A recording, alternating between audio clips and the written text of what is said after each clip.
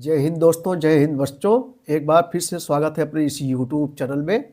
तो बच्चों, आज के इस वीडियो में कक्षा 12 के विद्यार्थियों के लिए भूगोल का जो है मॉडल पेपर लेकर आए हैं, जो 2024 बोर्ड एग्जाम के लिए बहुत ही महत्वपूर्ण रहेगा। तो चलिए देखते हैं किस प्रकार से 2024 में पूछा जाएगा पेपर दोस्तों। तो इसी प्रकार से जो है पेपर पूछा जाएगा। देखो, ऐसे पेपर आपको मिलेगा, समय 3 घंटे 15 मिनट मिलेंगे और पूर्णांक जो आपका रहेगा पूर्णांक 70 नंबर का रहेगा।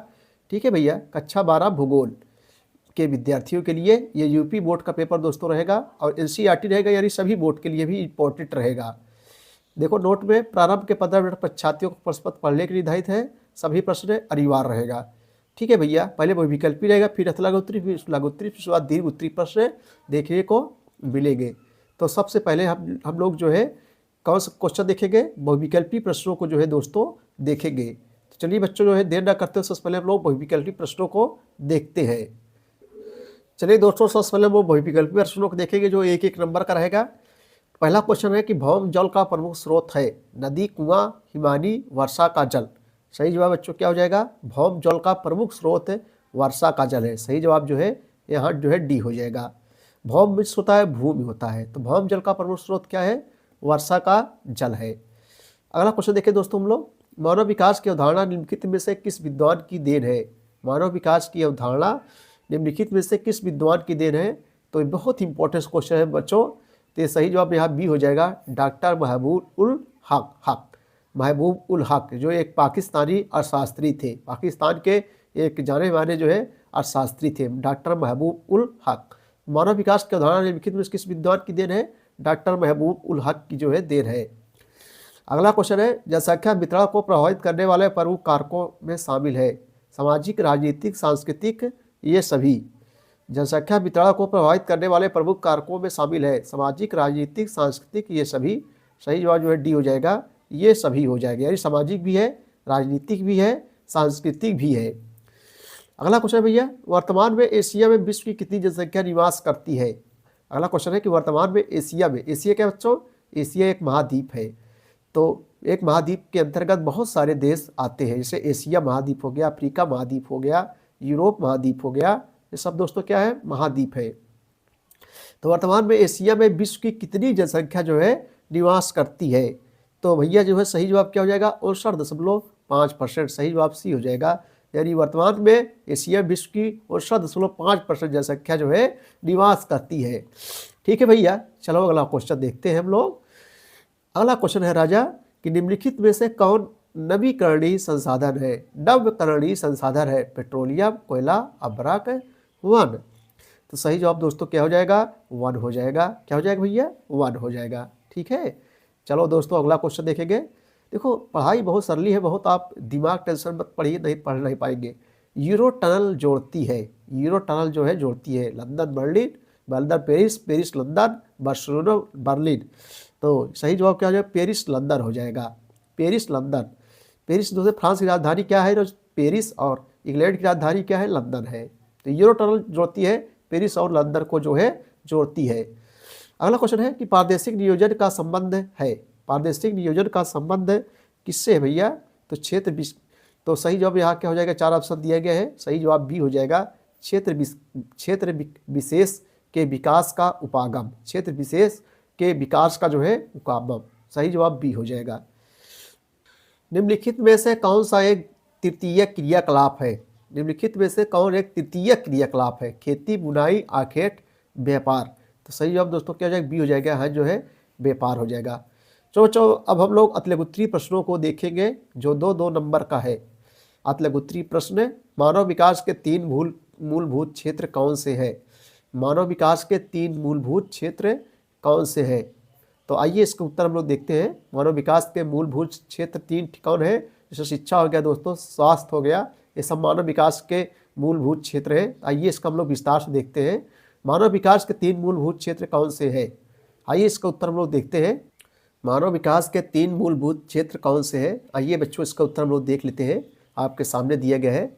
देखो, ये है प्रश्नोत्तर नंबर 9, मानव विकास के मूलभूत क्षेत्र। मानव विकास के 3 मूलभूत क्षेत्र निम्नलिखित है। देखो, प्रश्नोत्तर 9 उत्तर हम लोग लिखेंगे। मानव विकास के 3 मूलभूत क्षेत्र निम्नलिखित है। नंबर 1 स्वास्थ्य, मैंने हमने बताया कि शिक्षा, स्वास्थ्य ये सब मानव विकास के मूलभूत क्षेत्र हैं, मूलभूत। तो पहला है बच्चों स्वास्थ्य है।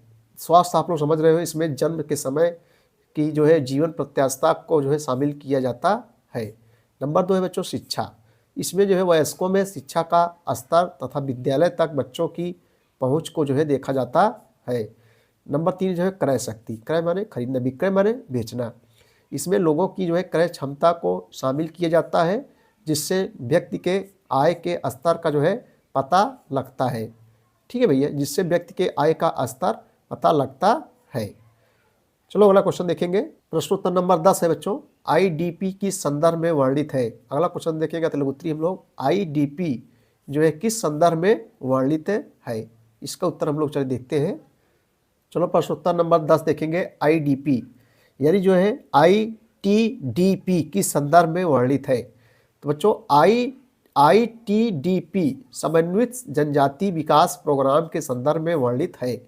आईटीडीपी समन्वित जनजाति विकास प्रोग्राम के संदर्भ में वर्णित है और यह जो है योजना वर्ष 1974 में, कब भैया, वर्ष 1974 में प्रारंभ की गई थी, प्रारंभ की गई।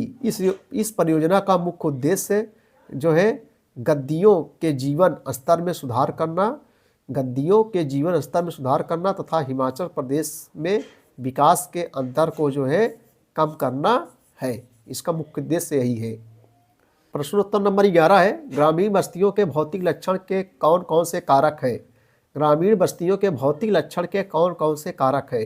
आइए बच्चों इसका उत्तर हम लोग देखते हैं। प्रश्नोत्तर नंबर 11, प्रश्नोत्तर नंबर 11 क्या है, ग्रामीण बस्तियों के भौतिक लक्षण के कौन कौन से कारक है।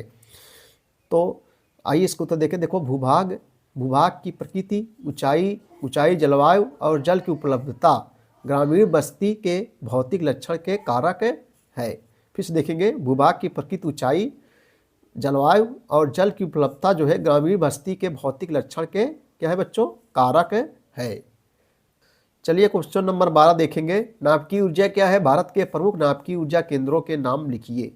नाभिकीय ऊर्जा क्या है, भारत के प्रमुख नाभिकीय ऊर्जा केंद्रों के नाम लिखिए। चलिए इसका उत्तर हम लोग देखते हैं बच्चों। प्रश्नोत्तर नंबर 12 का उत्तर हम लोग देखेंगे, क्या है कि नाभिकीय ऊर्जा क्या है, भारत के प्रमुख नाभिकीय ऊर्जा केंद्रों के नाम लिखिए। तो आइए इसका उत्तर हम लोग देखते हैं। देखिए ऊर्जा का आवास स्वरूप जिसे परमाणु विखंडन की प्रक्रिया द्वारा जो है प्राप्त किया गया है। ऊर्जा का आवास स्वरूप जिसे जो है परमाणु विखंडन की प्रक्रिया द्वारा प्राप्त किया गया है नाभिकीय अथवा परमाणु ऊर्जा कहलाता है। फिर से देखेंगे, ऊर्जा का आवास स्वरूप जिसे परमाणु विखंडन की प्रक्रिया द्वारा बच्चों प्राप्त किया गया है तथा नाभिकीय अथवा परमाणु ऊर्जा कहलाता है। भारत के प्रमुख नाभिकीय ऊर्जा केंद्र निम्नलिखित है। भारत के प्रमुख नाभिकीय ऊर्जा केंद्र निम्नलिखित है। पहला है तारापुर, सब ट्रिक्स हम बताएंगे, आप लोगों को तुरंत क्लियर हो जाएगा। तारापुर, रा है ना, बड़ा रा, और बड़ा रा यहाँ भी है, महाराष्ट्र में भी बड़ा रा है, तो तारा महाहारा, तारा हारा, तो तारापुर कहाँ है, ये महाराष्ट्र में स्थित है दोस्तों। उसके बाद में कलपक्कम, कलपक्कम कहाँ है, तमिलनाडु में मिलना है। क्या भाई ये कहाँ मिलना है, तमिलनाडु मिलना है। पक्का ले कल जो है पक्का लेके आइएगा, तभी हम मिलेंगे, तभी मिलेंगे जब आप पक्का लेकर आएंगे। तमिलना क्या भैया मिलना है, पक्का लेके आओगे तो मिल जाएंगे ना, ऐसे टेको ट्रिक से। तो कलपक्कम कहाँ है, तमिलनाडु में स्थित है। कैगा का से कैगा, का से कर्नाटक, कैगा कहाँ है, कर्नाटक में स्थित है। का से कैगा, का से कर्नाटक। रावत भाटा राजस्थान, रा से रावत, रा से राजस्थान। बड़ा रा यहाँ भी है, आगे भी यहाँ बड़ा रा है। रा से रावत भाटा, रा से राजस्थान। रावत भाटा कहाँ है, राजस्थान में स्थित है। बड़ा रा। नरौरा उत्तर प्रदेश में स्थित है। काकरपारा, काका जो है हमारे जो है गुजर गए रात में काका जो है गुजर गए भैया। तो गुजर सूर्या के दोस्तों क्या, गुजरात। काकरपारा कहाँ है, गुजरात में स्थित है। तो ट्रिक्स हम लोग याद कर लेंगे। काकरपारा, काका रात में जो है गुजर गए ना, ठीक से याद हो गया। चलो बच्चों देखते हैं 13 नंबर क्वेश्चन, सतत पोषणी विकास की संकल्पना को परिभाषित कीजिए। सतत पोषणी विकास की संकल्पना को परिभाषित कीजिए। आइए इसका उत्तर हम लोग देखते हैं। प्रश्नोत्तर नंबर 13, सतत पोषणी विकास। प्रश्नोत्तर नंबर 13 देखें, सतत पोषणी विकास की संकल्पना को परिभाषित कीजिए। आइए इसको उत्तर देखते हैं। प्रश्नोत्तर नंबर 13, तो बच्चों सतत पोषणी विकास यह एक ऐसा विकास है जिसमें भविष्य में आने वाली पीढ़ियों की आवश्यकता की पूर्ति को प्रभावित किए बिना वर्तमान पीढ़ी द्वारा जो है अपनी आवश्यकता की पूर्ति की जाती है। यह एक ऐसा विकास है जिसमें भविष्य में आने वाली पीढ़ियों की आवश्यकता की पूर्ति को प्रभावित किए बिना वर्तमान पीढ़ी द्वारा जो है अपनी आवश्यकता की पूर्ति की जाती है। सतत पोषणी विकास की संकल्पना का विकास वर्ष 1968 में, कब भैया, वर्ष 1968 में प्रकाशित और जो है एहरलिच की पुस्तक द लिमिट टू ग्रोथ के प्रकाशन के पश्चात लोगों और पर्यावरणविदों की चिंता बढ़ी। तत्पश्चात विकास के एक नए मॉडल का विकास हुआ, जिसे जो है सतत पोषणी विकास कहा जाता, जिसे जो है सतत पोषणी विकास कहा गया है। ठीक है भैया, आगे देखेंगे क्वेश्चन को हम लोग। प्रश्न नंबर 14 है, पारदर्शिक नियोजन की आवश्यकता क्यों पड़ती है? पारदर्शिक नियोजन की आवश्यकता क्यों पड़ती है? आइए इसका उत्तर हम लोग देखते हैं, पारदर्शिक नियोजन की आवश्यकता क्यों पड़ती है। प्रश्नोत्तर नंबर 14 देखेंगे कि पारदर्शिक नियोजन की आवश्यकता क्यों पड़ती है। पारदर्शिक नियोजन की आवश्यकता क्यों पड़ती है, तो उत्तर होगा भैया, देखो बच्चों, किसी भी देश में संसाधनों का उपयोग उचित या संतुलित ढंग से यदि किया जाए तो, किसी भी देश में संसाधनों का उपयोग उचित या संतुलित ढंग से यदि किया जाए तो वहाँ सभी और संतुलन बना रहता है। इस संतुलन को बनाए रखने के लिए पारदर्शिक नियोजन की आवश्यकता पड़ती है। इस संतुलन को बनाए रखने के लिए पारदर्शिक नियोजन की आवश्यकता पड़ती है। प्रश्नोत्तर नंबर हम लोग 15 देखेंगे, जल प्रदूषण के प्राकृतिक कारणों का उल्लेख कीजिए। जल प्रदूषण, आप लोग समझ बच्चों, जल प्रदूषण किसे कहते हैं, बहुत कठिन क्वेश्चन नहीं है। जल प्रदूषण के प्राकृतिक कारणों का जो है उल्लेख कीजिए। चलिए इसका उत्तर हम लोग देखते हैं, जल प्रदूषण के प्राकृतिक कारणों का उल्लेख कीजिए। प्रश्नोत्तर नंबर 15 है कि जल प्रदूषण के प्राकृतिक कारणों का उल्लेख कीजिए। तो जल प्रदूषण के प्राकृतिक कारण निम्नलिखित है, ऐसे हम लोग लिखेंगे कि जल प्रदूषण के प्राकृतिक कारण जो है निम्नलिखित है। नंबर 1 भैया, जब निम्नलिखित नंबर एक भूमि एवं चट्टान का अपरदन, माने जो कटाव छटाव होता है, भूमि एवं चट्टान का अपरदन तथा भूस्खलन। नंबर 2 जीव जंतुओं का मलमूत्र। नंबर 2 है भैया कि जो है जीव जंतुओं का मलमूत्र। नंबर 3 पेड़ पौधों तथा मृत पशुओं का सड़ना। पेड़ पौधों तथा मृत में जो मरे होते हैं, मरे पशुओं का सड़ना। ठीक है, ये जो है जल प्रदूषण के प्राकृतिक कारण है। आइए बच्चों, प्रश्नोत्तर नंबर 16 देखेंगे, गहन निर्वाह कृषि में किस प्रकार की खाद का प्रयोग किया जाता है। गहन निर्वाह कृषि में किस प्रकार की खाद का प्रयोग किया जाता है, गहन निर्वाह कृषि में। तो आइए इसका उत्तर हम लोग देखते हैं। प्रश्नोत्तर नंबर 16 बच्चों, देखो पूछ रहा है कि गहन निर्वाह कृषि में किस प्रकार की खाद का प्रयोग किया जाता है। तो प्रश्नोत्तर नंबर 16 का उत्तर देखेंगे। देखो, गहन निर्वाह कृषि में भूमि की उर्वरता बनाए रखने के लिए पशुओं की गोबर खाद एवं हरी खाद का उपयोग किया जाता है। भूमि की उर्वरता बनाए रखने के लिए बच्चों पशुओं की गोबर की खाद एवं हरी खाद का उपयोग किया जाता है। चलो बच्चों, हम लोग लघुत्तरीय प्रश्न देखेंगे जो 4 नंबर का है। भारत में नगरीय अपशिष्ट निपटान से जुड़ी प्रमुख समस्याओं का उल्लेख कीजिए। लघुत्तरीय प्रश्न जो 4 नंबर का है, भारत में नगरीय अपशिष्ट निपटान से जुड़ी प्रमुख समस्याओं का जो है उल्लेख कीजिए। आइए इसका उत्तर हम लोग देखते हैं। भारत में नगरीय अपशिष्ट निपटान से जुड़ी प्रमुख समस्याओं का उल्लेख कीजिए। लघुत्तरीय प्रश्न अथवा भारत में नगरीय अपशिष्ट निपटान से जुड़ी 3 प्रमुख समस्याओं का उदाहरण सहित स्पष्ट कीजिए। ऐसे क्वेश्चन पूछे जाएंगे। देखो, उत्तर होगा नगर की पर्यावरणीय समस्याओं में जल, वायु और ध्वनि प्रदूषण तथा विषैले और खतरनाक अपशिष्टों का जो है निपटान शामिल है। इसके निम्नलिखित कारण हैं। नंबर 1, नगरों में ठोस अपशिष्ट के संग्रहण में असमर्थता एक गंभीर समस्या है। नंबर 2, कूड़ा कचरा संग्रहण की सेवाओं की अपर्याप्त व्यवस्था जल की प्रदूषित करती है। नगर आधारित उद्योगों का अपशिष्ट जल और अनुपचारित मल जल से जो है उत्पन्न प्रदूषित जल नगरों में स्वास्थ्य की गंभीर समस्याएं पैदा करती है। मानव मल के सुरक्षित निपटान के लिए सीवर तथा अन्य माध्यमों की कमी से वाहित मल के जल में प्रवाह से स्वास्थ्य संबंधी समस्याएं उत्पन्न होती है। ठीक है भैया, कमी से वाहित मल के जल में प्रवाह से स्वास्थ्य संबंधी समस्याएं उत्पन्न होती है। चलो दोस्तों, अगला क्वेश्चन देखेंगे। प्रश्नोत्तर नंबर 18 है कि पंचवर्षीय योजनाओं के प्रमुख उद्देश्यों का उल्लेख कीजिए। तो बच्चों, पंचवर्षीय योजनाएं जो 5 वर्षों की होती है, इसके प्रमुख उद्देश्यों को उल्लेख कीजिए। तो प्रमुख उद्देश्य में हम लोग लिख सकते हैं, जैसे पहली पंचवर्षीय योजना है, जिसे बच्चों कृषि पर जोर दिया गया था। पहली पंचवर्षीय योजना में ज़्यादा से ज़्यादा सरकार ने कृषि पर जोर दिया गया था। और दूसरी पंचवर्षीय योजना में दोस्तों उद्योगों पर जोर दिया गया था। किस पे?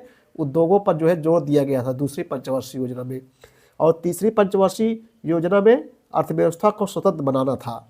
तीसरी पंचवर्षीय योजना में अर्थव्यवस्था को स्वतंत्र बनाना था। और चौथी अर्थव्यवस्था में विकास के साथ स्थिरता और आत्मनिर्भरता की उपलब्धि प्राप्त करना था।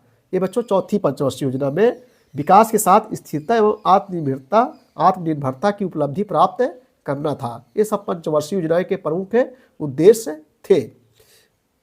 पंचवर्षीय योजनाएं जो 5 वर्षों की होती है, पहली पंचवर्षीय, दूसरी पंचवर्षीय योजना, तीसरी पंचवर्षीय योजना, चौथी पंचवर्षीय योजना, ये सब बच्चों पंचवर्षीय योजनाएं लिख देंगे तो आपको 4 नंबर मिल जाएगा। अगला क्वेश्चन है कि मानव गरीबी सूचकांक क्या है, इसका मापन जो है कैसे किया जाता है। मानव गरीबी सूचकांक क्या है, इसका जो है मापन कैसे किया जाता है। ठीक है भैया, मानव गरीबी सूचकांक क्या है, इसका मापन कैसे किया जाता है। आइए इसका उत्तर हम लोग बच्चों देख लेते हैं।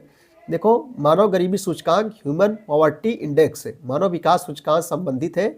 यह मानव विकास सूचकांक की कमी की जो है माप करता है। यह बिना आय वाली माप होता है। इसमें पौष निरक्षरता दर, स्वच्छ जल तक पहुंच न रखने वाले लोगों की संख्या, कम वजन वाले बच्चों की संख्या तथा 40 वर्ष तक जीवित न रह पाने की संभावना जैसे पक्ष शामिल होते हैं। यह मानव विकास सूचकांक की जो है अपेक्षा अधिक कमी को जो है व्यक्त करता है, जिसके कारण इस सूचकांक को जो है विश्वसनीय माप माना जाता है। मानव विकास सूचकांक की माप से वितरण का स्पष्ट पता नहीं चल पाता है। अतः मानव विकास सूचकांक के संबंध में नवीन तत्वों को जो है शामिल कर नई विधियों का प्रयास जारी है, जैसे राजनीतिक स्वतंत्रता सूचकांक, भ्रष्टाचार सूचकांक इत्यादि। बच्चों, जैसे भ्रष्टाचार सूचकांक इत्यादि। उसके बाद में और भी लघुत्तरीय प्रश्न है, जैसे बच्चों ये हो गया। उसके बाद में जो है देखो बच्चों, मानव गरीबी सूचकांक क्या है, इसका मापन कैसे क्या हो गया। विश्व व्यापार संगठन के आधारभूत कार्य कौन से हैं। विश्व में व्यापार संबंधी नियम कानून बनाना, विश्व व्यापार संगठन। जल प्रदूषण से आप क्या समझते हैं, बहुत सारे हैं, सब अपने मन से आप लिख सकते हैं। विश्व में ग्रामीण क्षेत्रों के आवधिक बाजारों की किन्हीं 3 विशेषताओं का जो है स्पष्ट करें। बच्चों, आपको मिलेगा दीर्घ प्रश्न जो 6 अंकों का मिलेगा। जहाँ भी अथवा रहेगा एक क्वेश्चन करना है, 2 में से एक करना है। अंतर्राष्ट्रीय व्यापार के इतिहास को संक्षेप में समझाइए, अथवा सूखा प्रभावित क्षेत्र विकास कार्यक्रम और उसके परिसीमन को विस्तृत चर्चा कीजिए। नगरीय ठोस अपशिष्टों के स्रोत एवं उसके प्रभाव तथा उसके निपटान को बताइए, अथवा स्वास्थ्य पर पड़ने वाले वायु प्रदूषण के प्रभाव को विवरण प्रस्तुत कीजिए तथा वायु प्रदूषण को नियंत्रित करने के उपाय बताइए। उसके बाद मानचित्र संबंधी रहेगा क्वेश्चन रहेगा जो बच्चों, एक न्यूनतम जनसंख्या घनत्व वाला राज्य कौन सा है। न्यूनतम नगरीय जनसंख्या वाला परिषद वाला राज्य कौन सा है। पश्चिम बंगाल में कोयले की खान, इस प्रदेश का तेल शोधक कारखाना। देखो बच्चों, उसके बाद में आपको भरना है। ये सब आएंगे जो है मानचित्र संबंधी क्वेश्चन भी आएंगे, तो इस प्रकार से क्वेश्चन पूछा जाएगा।